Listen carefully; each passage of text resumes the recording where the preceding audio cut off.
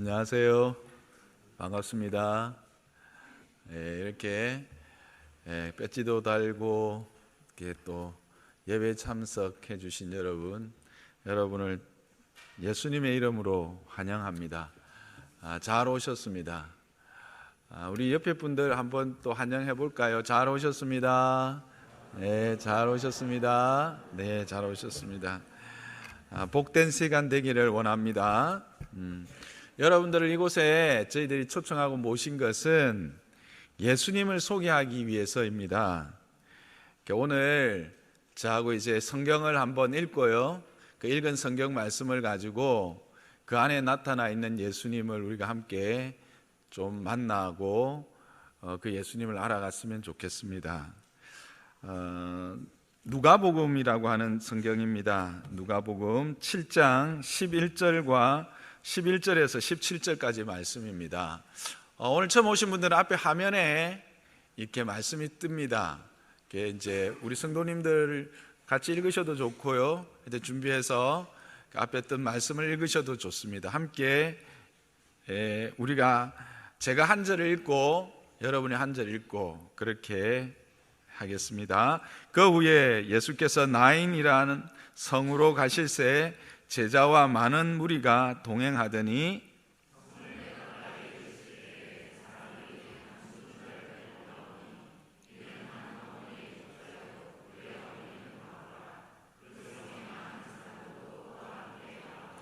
주께서 과부를 보시고 불쌍히 여기사 울지 말라 하시고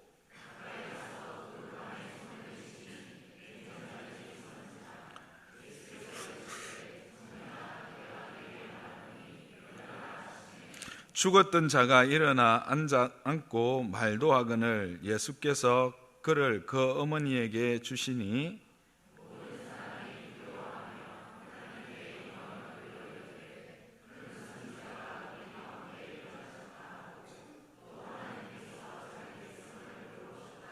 함께 읽습니다. 예수께 대한 이 소문이 온 유대와 사방에 두루 퍼지니라. 아멘. 우리가 오늘 함께 읽었던 이 이야기는 나인성이라고 하는 이스라엘에 있는 조그만 성에서 일어났던 사건입니다. 근데 이 나인성이라고 하는 이 나인이라고 하는 뜻은 즐거움이라고 하는 뜻입니다. 그래서 이 성은 즐거움의 성이었습니다. 근데 이 성 밖에 지금 일단의 무리들, 한 그룹의 사람들이 이 즐거움의 성을 향하고 있었습니다. 그들은 며칠 전에 예수님께서 이스라엘 사람들에게 존경받던 로마의 장교, 성경에는 이제 백부장, 즉 100명의 군인들을 통솔하는, 요즘으로 따지면 연대장급 정도 되는 그런 장교의 사랑하는 종이 있었는데 그 종이 많이 아팠어요. 거의 죽게 된 지경에 빠졌는데 그 종을 예수님이 살려주신 것입니다. 그 일을 보고 많은 사람들이 예수님께서 행하신 그 이적을 보고 지금 예수님과 함께 따라 또 어떤 일을 행하실까 하는 궁금증과 또 예수님에게서 나오는 말씀을 듣고자 동행하고 있었습니다. 이들 마음이 어땠을까요? 예수님과 동행하던 이 사람들의 마음, 아마 이 사람들의 마음은 참 따뜻하고 또는 좀 후련한 그런 마음이었을 겁니다. 평소 때 이 로마의 장교로부터 많은 은혜를 입었거든요. 이 로마 장교는 로마 사람인데도 불구하고 이스라엘 사람들을 위해서 회당도 지어주고 또 그들의 많은 필요한 것들을 이렇게 나누어 주며 사랑을 베풀던 자였거든요. 근데 그의 종이, 사랑하는 종이 아팠는데 자신들은 아무것도 할 수 없었지만 예수님이 그 종을 고쳐주셨거든요. 그래서 그 종이 너무 그 일로 인해서 기뻐하는 것을 본 그들은 아마 마음이 좀 후련하기도 하고 또 가벼운 그런 마음으로 따라가고 있었을 것입니다. 뿐만 아니라 그 단지 종을 고쳐준 일뿐만 아니라 그 믿음을 예수님이, 즉 이 로마 장교의 믿음을 예수님이 막 칭찬하셨거든요. 어떤 믿음이냐면 예수님, 나도 다른 사람의 부하인데 내 상관이 나한테 가라 하면 가고 오라 하면 옵니다. 그러니까 예수님이 굳이 여기까지 오실 필요 없이 말씀만 하시면 내 종이 낫겠습니다 라고 말한 겁니다. 그러니까 이 이방인인 로마 사람이 예수님이 모든 것을 주관하시는 하나님이 되신다 라고 하는 사실을 믿고 고백했고, 정말 그 말을 들은 예수님이 말씀만 하셨는데도 그 종이 나아버렸거든요. 그러니까 이 일을 경험한 사람들은 너무 놀라운 일이었죠. 그래서 그 일로 통해서 역시 예수님이 하나님이신가 봐, 예수님은 하나님의 아들이시구나, 하나님이 보내신 자구나 하는 그런 말들을 하면서 이렇게 오고 있었습니다. 왁작시끌한 뭔가 이렇게 들뜬 그런 모습들이었을 것입니다. 여러분들이 만일 그 영화의 감독이라면 이 무리들을 어떤 색깔로 이렇게 묘사를 하시겠습니까? 저는 좀 밝고 화려하고 들떠 있는 이런 색으로 입히겠습니다. 그런 밝은 무리들이 지금 즐거움의 성 나인성으로 향하고 있었습니다. 그런데 그 즐거움의 성에서는 오히려 잿빛 행렬이 나오고 있었습니다. 왜냐하면 그것은 바로 장례 행렬이었기 때문에 그렇습니다. 사람들의 발걸음은 무거웠습니다. 왜냐하면 그 장례가 바로 과부의 외동 아들의 장례였기 때문에 그랬습니다.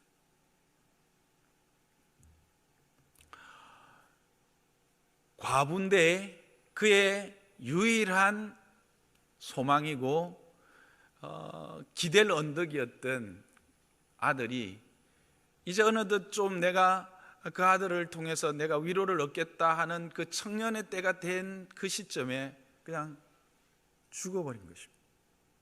그러니 그 행렬이 얼마나 무거웠겠습니까?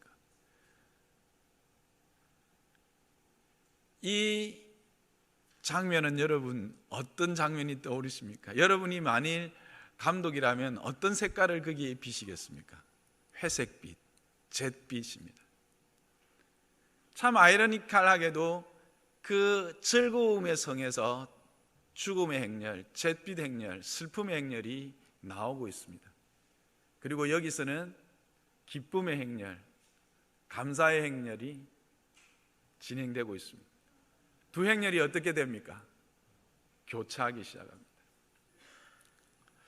근데 여러분, 저는 이것을 이제 묵상하다가 이 여인의 슬픔이 어느 정도였을까?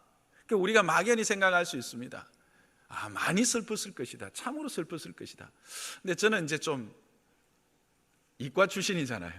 이게 좀 이렇게 숫자로 뭔가 이렇게 보여지는 어떤 기준으로 이렇게 말할 수는 없을까? 그래서 우리 교회에 계시는 이제 상담학을 전공하시는 이제 그 집사님에게 전화를 드려서 제가 이런 것들을 혹 본 기억이 있는데 이런 자료를 좀 찾아주실 수 있겠습니까? 했더니 이제 화면 하나를 캡처해서 저한테 보내주셨어요.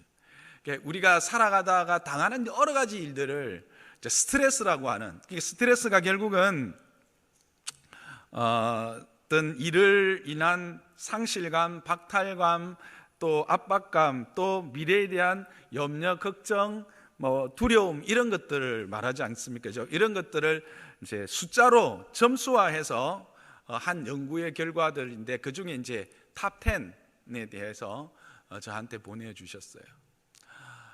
그래서 10위는 무엇이었느냐 하면 퇴직이나 퇴직을 막 앞둔 그 퇴직을 해야 되는 그런 순간에 있는 사람, 그런 사람들이 이 10위였어요.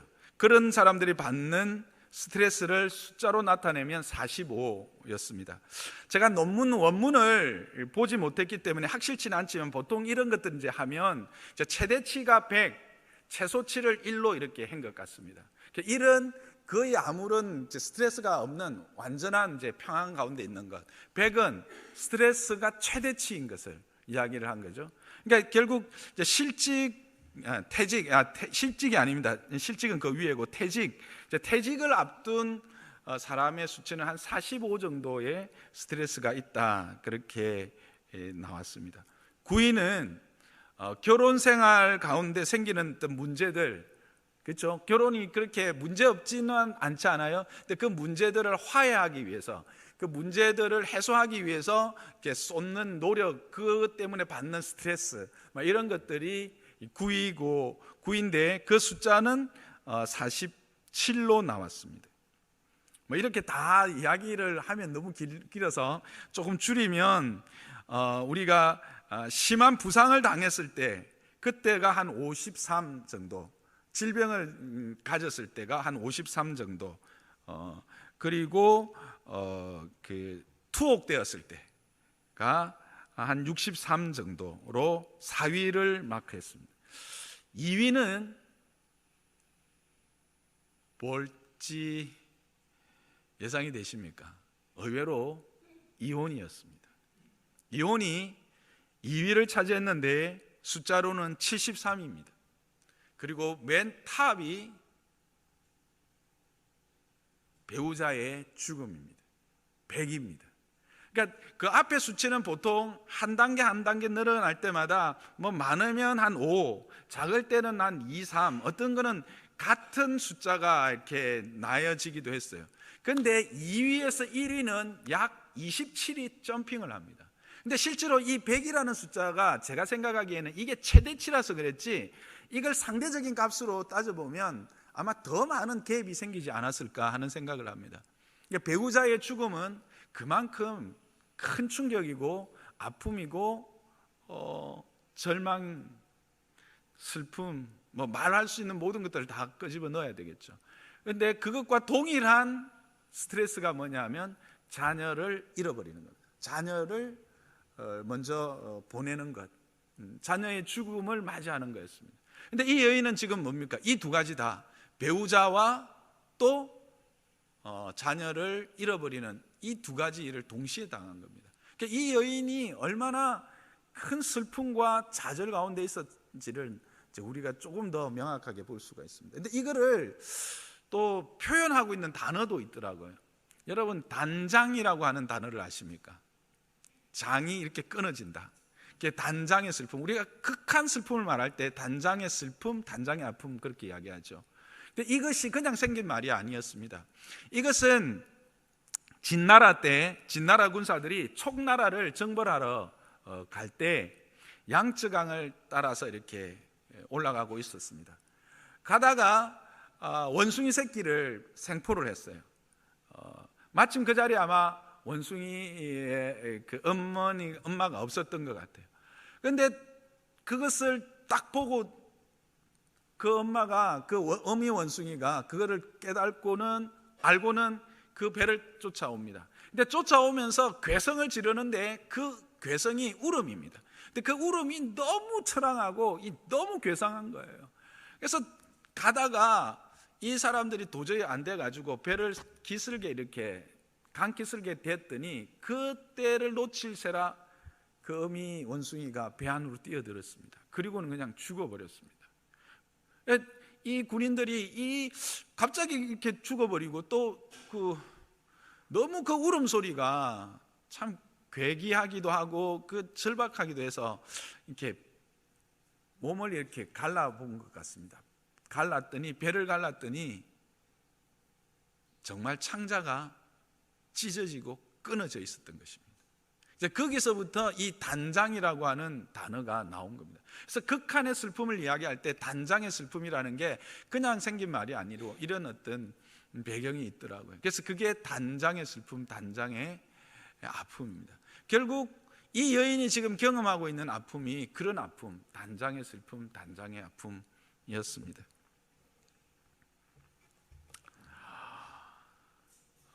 그래서 그런 큰 슬픔을 안고 이렇게 나오고 있는 그 장례 행렬을 지나치면서 이 제자들도 더 이상 자신의 즐거움을, 자신의 기쁨을 그 앞에서 나타낼 수도 없었을 것입니다. 왜 그렇습니까? 죽음이, 그 슬픔이 그들의 모든 기쁨을 삼켜버렸기 때문에 그렇습니다. 이 땅의 그 어떤 즐거움도 기쁨도 실제로 죽음 앞에서는 힘을 쓰지 못합니다. 죽음은 이 모든 것들을 삼켜버리는, 압도해버리는 거대한 어둠이기 때문에 그렇습니다. 그런데 그 어둠에 압도되지 않는 한 사람이 있었습니다. 예수님이셨습니다. 예수님은 그 여인을 불쌍히 여기셨습니다. 오늘 성경은 그 여인을 향해서 예수님이 불쌍히 여겼다 그렇게 표현하고 있습니다. 그런데 제가 이 불쌍히 여겼다라고 하는 단어의 원어 뜻을 확인하는 순간 제가 전율할 수밖에 없었습니다. 헬라어로 에스팔랑 크리스테라고 하는 단어인데, 이 단어의 원어 의미가 창자까지 뒤틀려지는 내장이나 심장, 간, 폐 등이 움직일 만큼 애처로운 감정을 나타내는 표현이었습니다. 예수님도 동일한 아픔으로 그 여인을 본 것입니다. 정말 동감한 것이죠.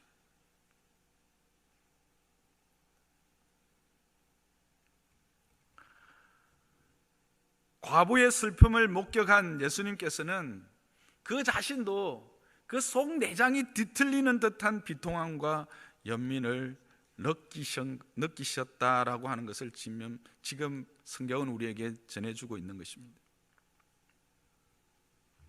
그러나 예수님은 단지 비통함과 연민에만 머물러 계시지 않습니다. 그 여인에게 말합니다. 울지 마라, 울지 마라. 근데 이것이 참 좀 이해되지는 않습니다. 울음이 무엇입니까?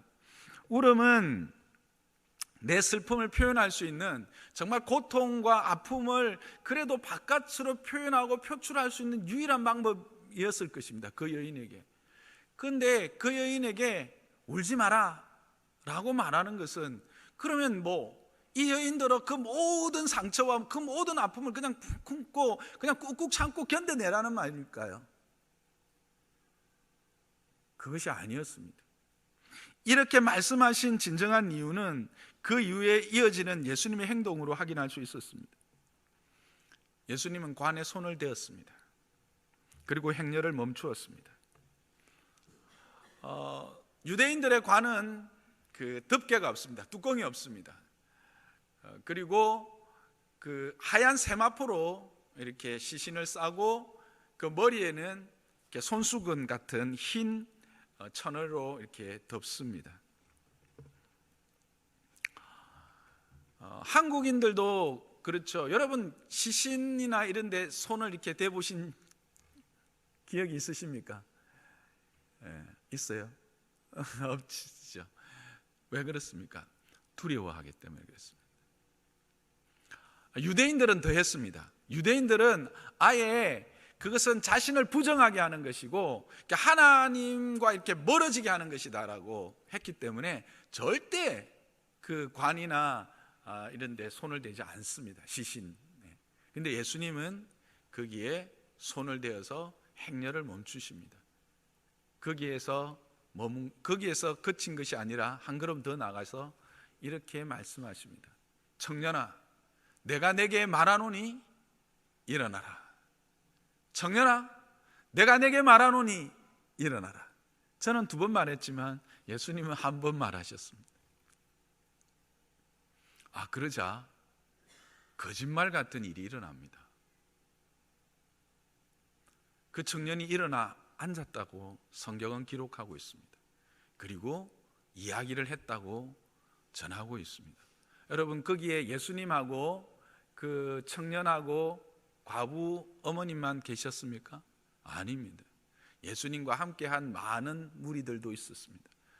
나인성에서 그 장례 행렬을 따라 나왔던 많은 사람들도 함께 있었습니다.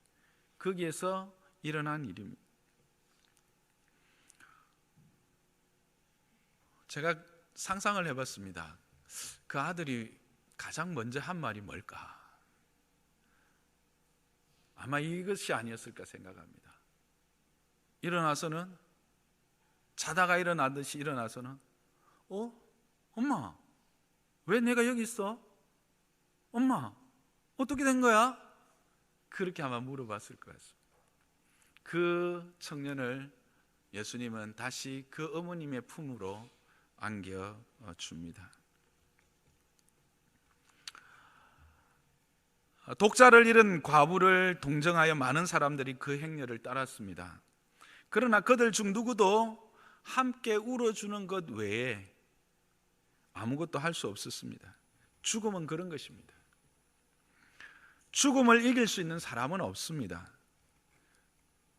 죽음은 인간이 넘을 수 없는 거대한 벽이요, 건널 수 없는 강입니다. 그 앞에 서면 누구나 다 절망하고 좌절할 수밖에 없는 것이 죽음입니다. 죽음은 모든 것을 허무하게 무너뜨려 버립니다. 아무리 큰 힘을 가진, 권력을 가진 자라 할지라도 죽음 앞에서는 그 힘을 쓰지 못하는 것이죠. 아무리 아름답고 생명력으로 가득 찬 젊음이라 할지라도 죽음 앞에서는 아무런 일을 일으킬 수가 없습니다. 그러나 예수님에게 죽음은 자는 것에 불과했습니다. 왜요? 예수님이 생명이기 때문입니다.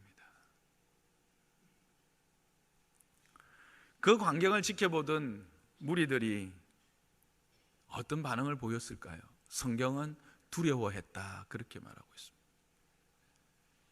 너무 놀라운 일이 일어나면 순간적으로 우리는 어떻게 됩니까? 경직됩니다. 소름이 돋습니다. 공포감이 느껴지는 만큼의 두려움입니다. 여기서 두려움은 원어적인 의미는 공포심을 느꼈다는 겁니다. 그 일이 정말 엄청난 일이었던 것이죠. 도대체 상상할 수 없는 일이 일어난 겁니다. 그러나 그 두려움이 오히려 찬양이 되었습니다.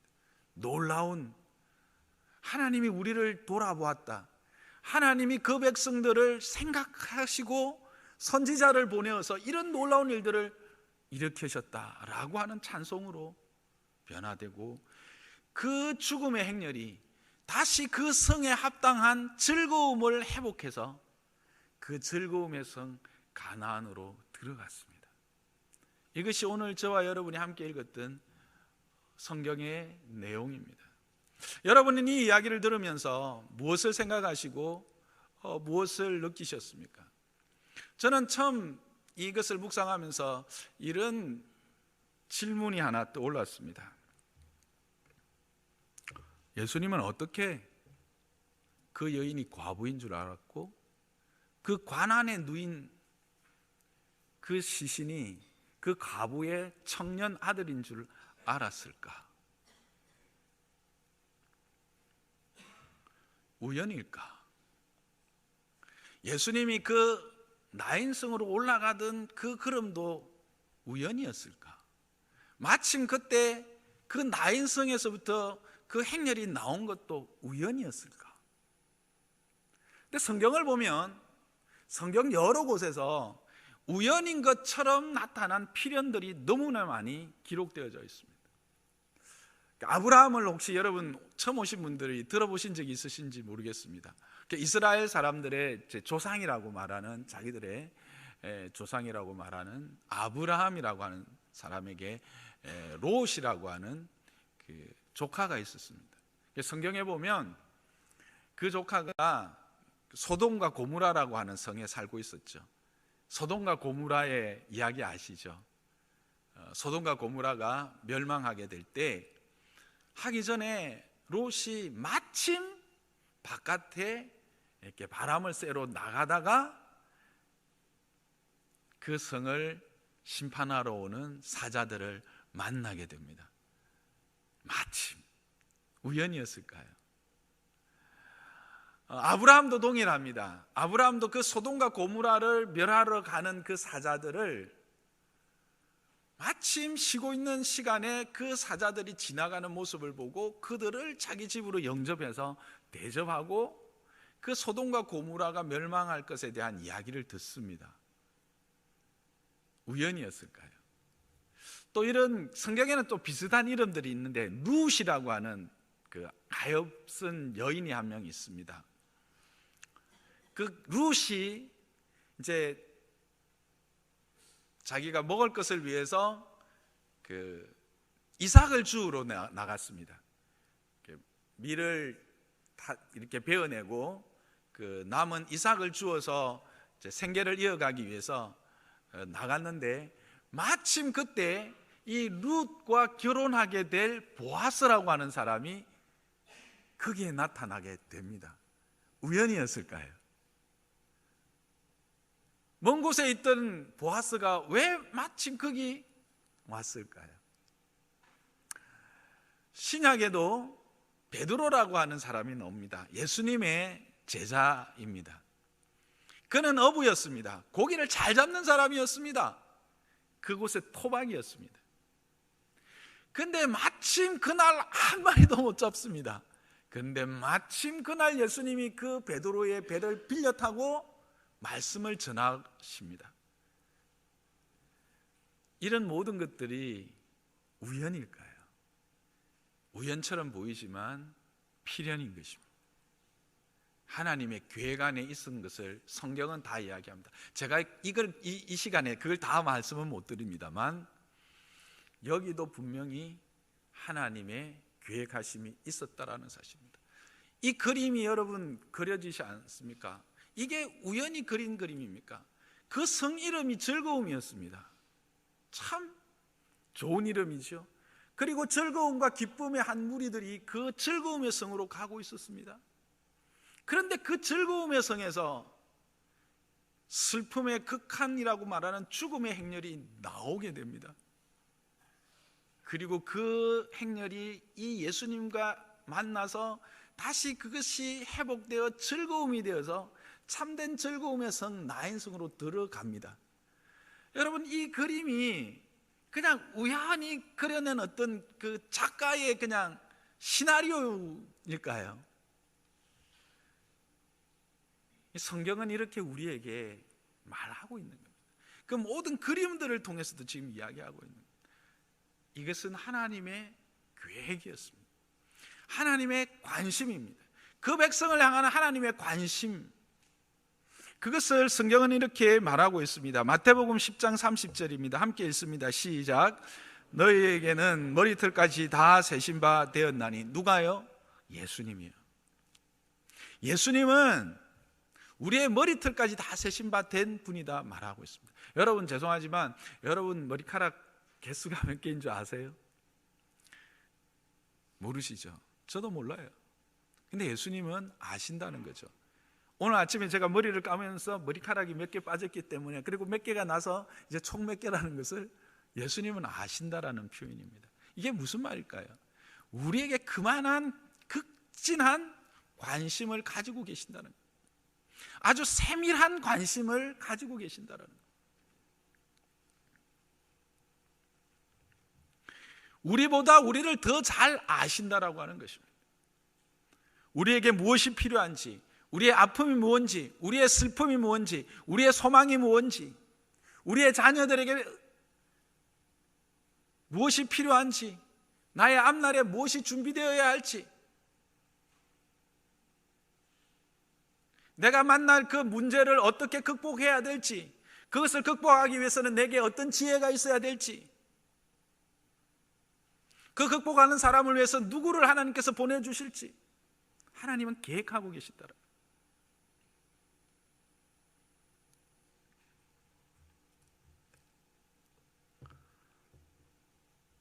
예수님이 그런 분이십니다. 저는 이 예수님이 여러분의 삶에도 동일한 관심을 누리고 받는 자 되기를 주님의 이름 축복합니다. 여러분도 이 예수님이 여러분의 주님이 되시기를 주님의 이름으로 축복합니다. 그리고 오늘 본문에 보면 예수님을 이 여인에게 인도한 사람이 나타나지 않습니다. 아무도 예수님들어 저기 나인성의 과부가 죽었는데 가셔서 위로해 주세요, 말하지 않았습니다. 말할 수 있는 상황이 아닙니다. 한국에는 이렇게 장례가 나면 보통 2박 3일, 그래서 3일장, 어떨 때는 5일장, 또 어떨 때는 큰 장례는 7일장을 하기도 하죠. 그러나 유대인들은 그렇지 않습니다.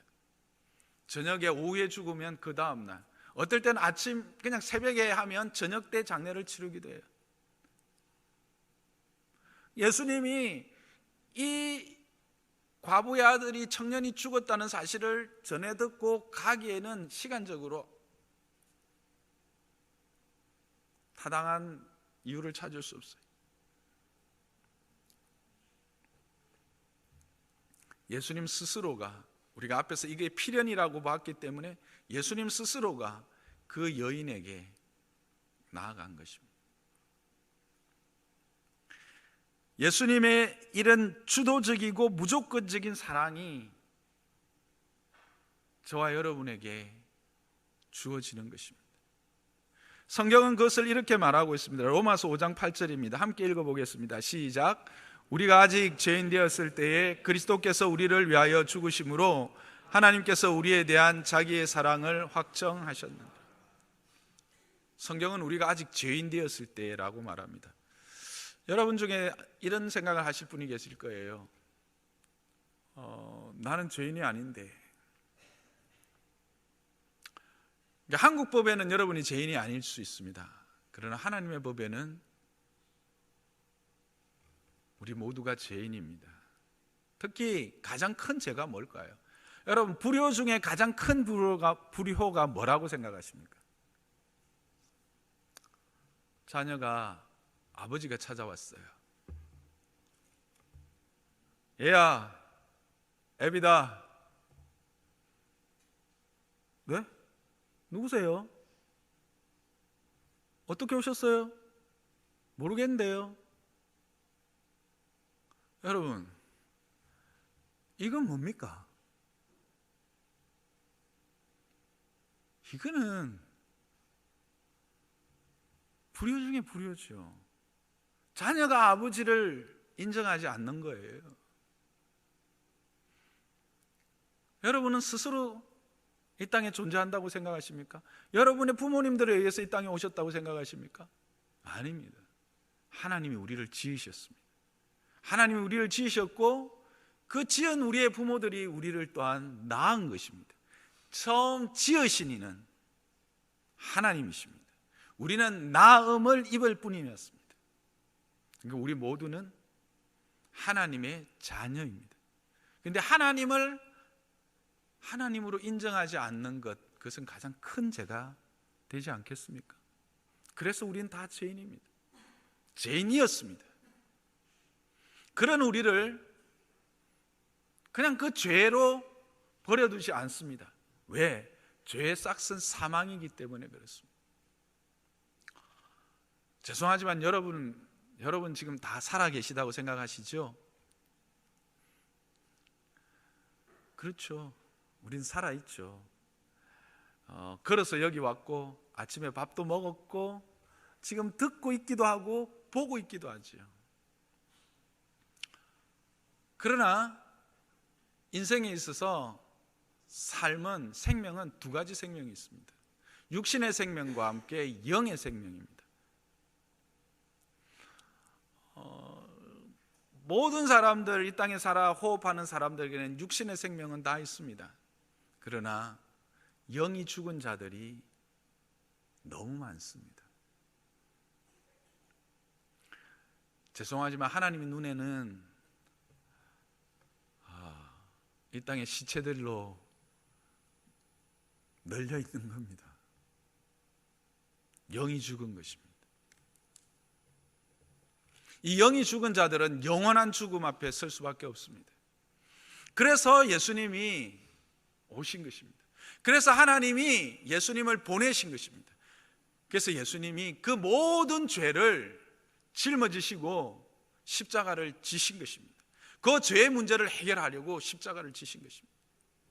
그래서 이제 모든 사람들, 이 예수 그리스도께서 우리의 죄를 지시고 십자가에 달리셨다라고 하는 사실을 믿는 모든 사람들에게 하나님이 죄 없다고 인정해 주시겠다는 겁니다. 여러분, 예수님이 왜 이런 십자가를 지셨을까요? 십자가의 형태가 이런 것만 있는 줄 아시죠? 아닙니다. 십자가의 형태가 다양한 십자가가 있습니다. 그런데 예수님은 팔을 벌린 십자가를 지셨습니다. 저는 이것도 우연이 아니라고 생각합니다. 팔을 벌리셨습니다. 막으시는 것입니다. 스톱. 더 이상 그 길을 가서는 안 돼. 더 이상 그 길로 가면 영원한 멸망이야. 멈춰. 그리고는 내 품으로 돌아와. 내 품으로 돌아와. 내가 너를 위해서 십자가를 쳤어. 나를 믿고 내 품으로 다시 돌아와.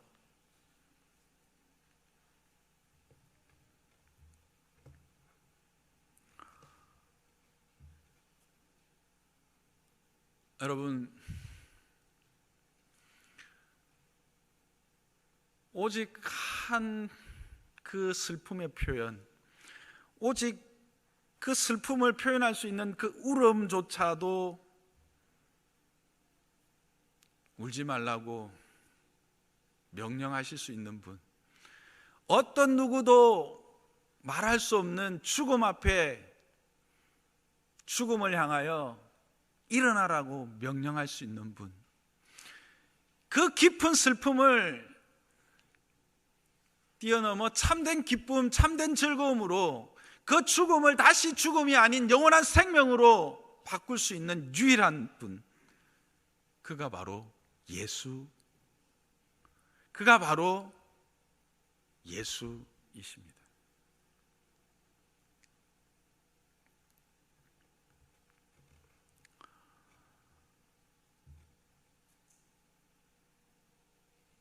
예수님은 우리의 삶에도 그렇게 찾아오십니다. 청년아 일어나라. 청년아 일어나라. 내가 내게 말하노니 일어나라. 그렇게 말씀하십니다. 물론 마지막 날에, 우리가 예수 믿는 사람들은 마지막 날에 예수님이 재림하셨을 때 부활할 것을 생각하실 것입니다. 그러나 그것만이 아닙니다. 오늘을 살아가는 우리들도 수없이 많은 다양한 죽음들 앞에 우리는 직면해 있습니다. 물론 그것이 육체적인 죽음일 수 있지만 그런 죽음과 같은 슬픔, 죽음과 같은 아픔, 죽음과 같은 좌절, 보이지 않는 어두컴컴한 터널의 깊은 곳에서 우리는 오히려 죽음이 오히려 더 낫겠다라고 생각하는 그런 순간에 서 있을 수도 있다라고 하는 사실입니다. 거기에서 누가 일어나라, 거기에서 누가 울음을 그치고 참된 즐거움으로 인도할 수 있겠습니까? 예수 그리스도입니다. 제가 그랬습니다.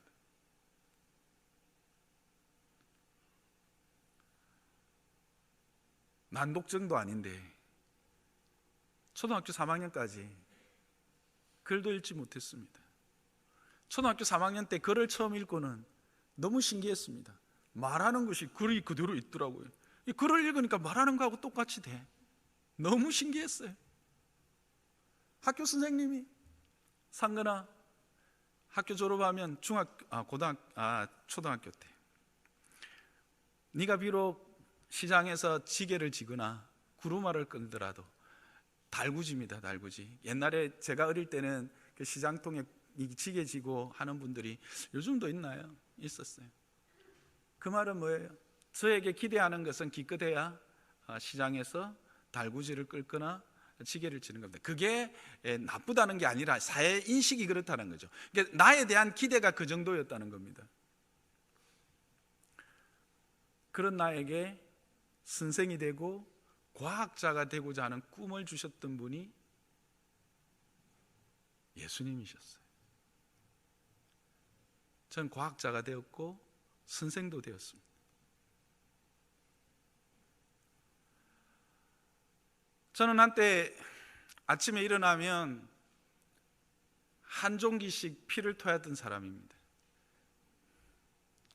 13평 되는 조그만 아파트를 화장실을 걸어가지 못하고 기어가던 사람입니다.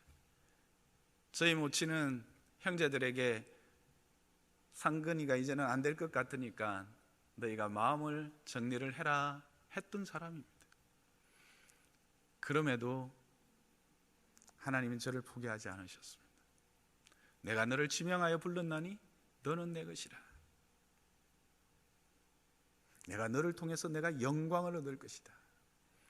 그 마음이, 그 말씀이 제게 있었습니다. 저뿐만 아니라 여기 앉아 계신 여러분의 삶에도 지금은 아닌다 할지라도 이 땅을 살아가는 날 동안, 아니 이 땅을 살아가는 그 마지막 날에 우리는 모두가 다 죽음이라고 하는 큰 병 앞에 서게 됩니다. 한 번 죽는 것은 사람에게 정해진 것입니다. 그 앞에서 우리 절망하지 않고 오히려 소망 가운데 그 문을 열고 들어갈 수 있는 사람이 누구겠습니까? 예수 그리스도와 함께 있는 자입니다. 예수 그리스도와 함께 있는 자는 그 죽음의 관을 나와서 다시 그 즐거움의 성으로 돌아가게 되는 것입니다. 이것이 예수님의 초청입니다. 예수님이 우리에게 자신을 통해서 주시고자 하는 은혜입니다. 저도 여러분에게 오늘 여러분이 이런저런 이유로 여기 와 앉아 있을 것입니다. 어떤 이들은 친척이기에, 어떤 이들은 친구이기에, 어떤 이들은 그 밥 한번 얻어먹은 것이 참 마음에 남아서 이런저런 이유로 또 우연으로 여기 와 앉아 있다고 생각할 것입니다. 그러나 여러분, 예수님이 여러분을 초청하신 것입니다. 왜요? 그 영원한 즐거움에 여러분과 동행하시기 위해서입니다. 그 영원한 생명 가운데 여러분을 함께 초청하신 것입니다.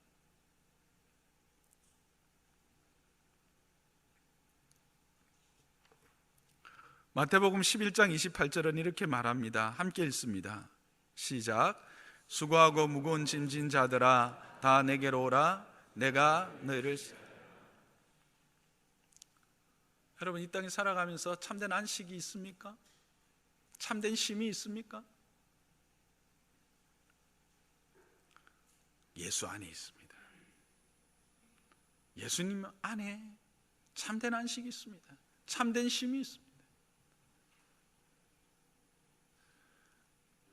이 시간은 이 초청, 내게로 와서 쉬라고 하는 이 예수님의 초청을 받아서 그렇게 그들의 삶에 작은 죽음이지만, 작은 문제지만 그것을 극복하고 참된 즐거움으로 들어간 이들의 작은 간증을 나누고자 합니다. 또 여러분을 초청하는 이야기들을 담았습니다. 그 영상을 함께 보도록 하겠습니다.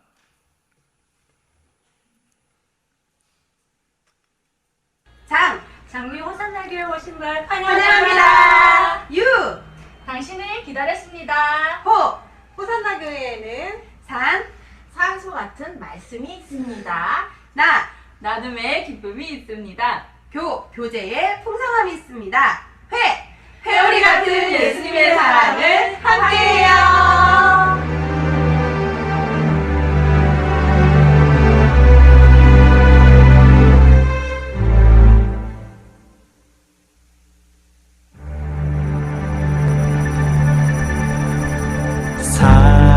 사랑을 알고 있니? 우리가 간직해야 할 참된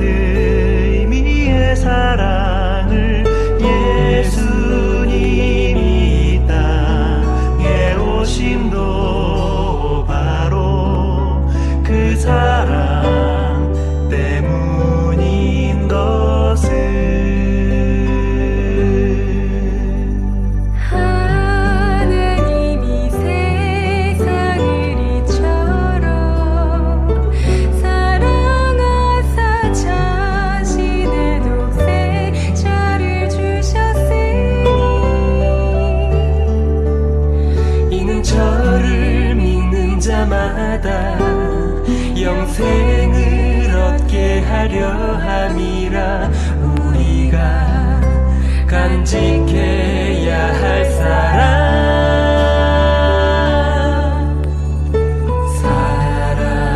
사랑을 알고 있니? 우리가 간직해야 할 참된 의미의 사랑을 예수님이 이 땅에 오심도 바로 그 사랑 때문인 것을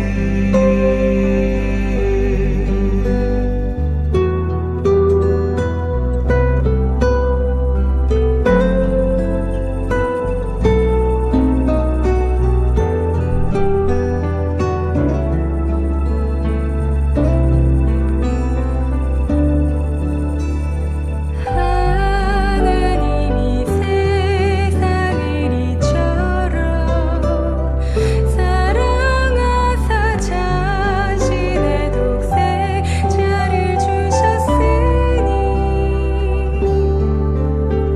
이는 저를 믿는 자마다 영생을 얻게 하려 함이라. 우리가 간직해야 할 사랑 하나님이 세상을 이처럼 사랑하사 자신의 독생자를 주셨으니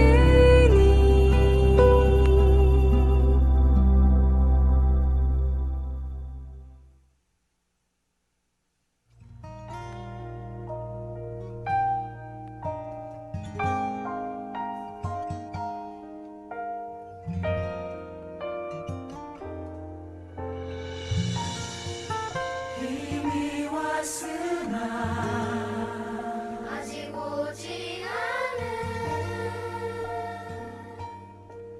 시간